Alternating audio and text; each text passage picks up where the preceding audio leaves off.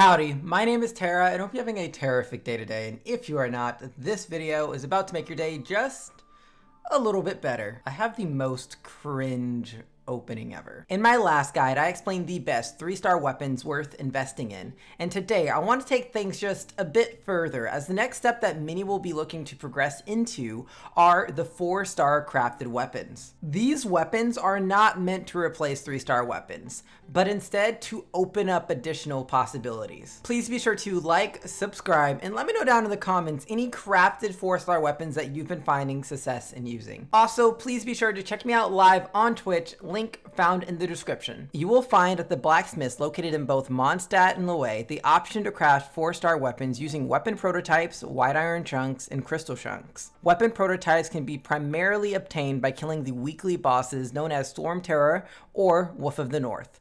Alternatively, weapon prototypes can be bought from the antique merchants in both Mondstadt or Lille for animo or geosigils. White iron chunks and crystal chunks, on the other hand, can be found out in the world or by dispatching your spare units on expeditions at the Adventurers Guild. So before we start, I would like to say that there are 2 craftable 4-star weapons for each of the 5 weapon types. And it is important to note that before you invest into any of these weapons, that 3-star weapons may be better until you reach higher or max refinement on your 4-star crafted weapons. First up, we're going to be talking about the bow category that has pretty good bows but comparable to 3-star bow options.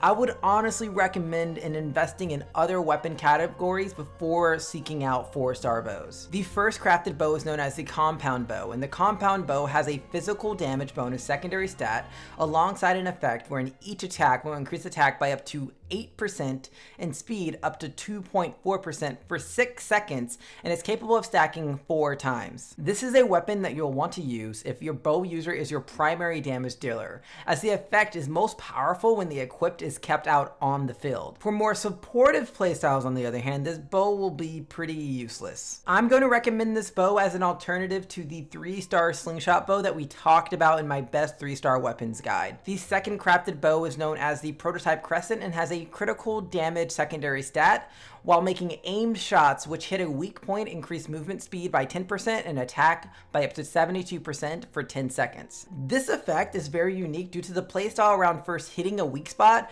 and then trying to utilize that increased 72% attack stat. Unlike the compound bow, I think this bow can actually be used pretty well on a supportive bow user and can also be an alternative to the 3-star messenger bow. Next up, we're going to be talking about the 4-star catalyst options, which are extremely powerful with quite unique effects.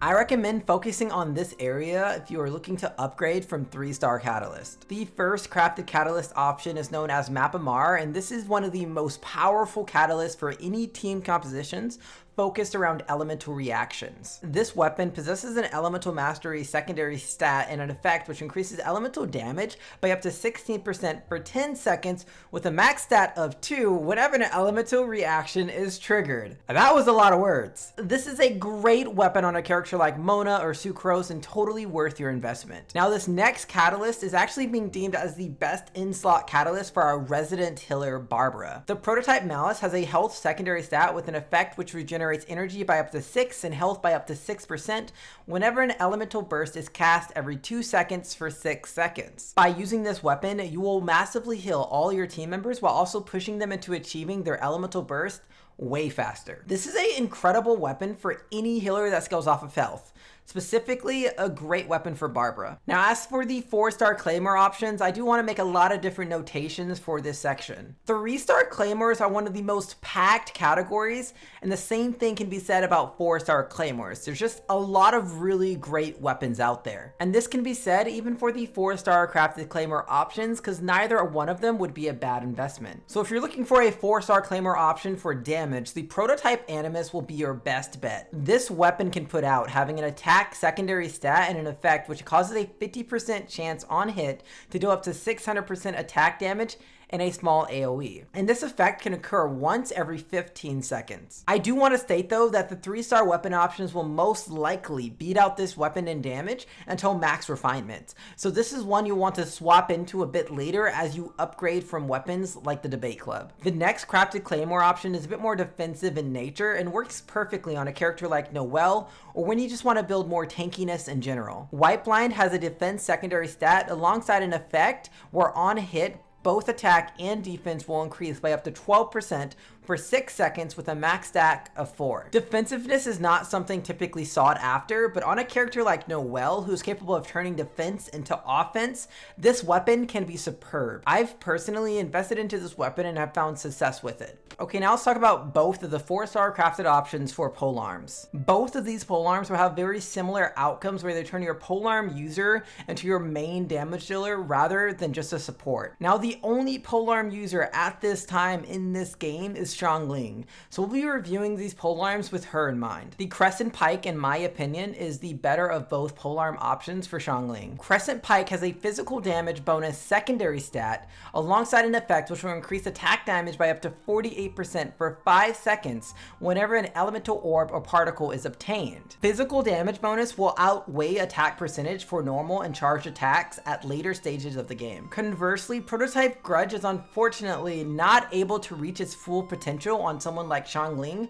without the Gambler artifact set. It has an energy recharge secondary stat with an effect which causes elemental skills to increase normal and charge attack damage by up to 24% for 12 seconds, stacking up to 2 times. Xiangling's elemental skill is on a 12-second cooldown, so is unable to stack this effect twice without a bit of help. This means you will need to pair it with the Gambler artifact set, which increases elemental skill damage by 20% and has a 100% chance to remove elemental skill cooldown every 15 seconds when an enemy is defeated. Honestly, being locked behind a specific artifact set is quite the investment to use this weapon, so I recommend Crescent Pike over this weapon. The last weapon category we're going to be talking about today are these swords. 4-star crafted swords are quite powerful and will aid in building towards certain team compositions you may be going for. The first crafted sword option is the Iron Sting. It has an elemental mastery secondary stat and an effect which after dealing elemental damage will increase all damage by up to 16%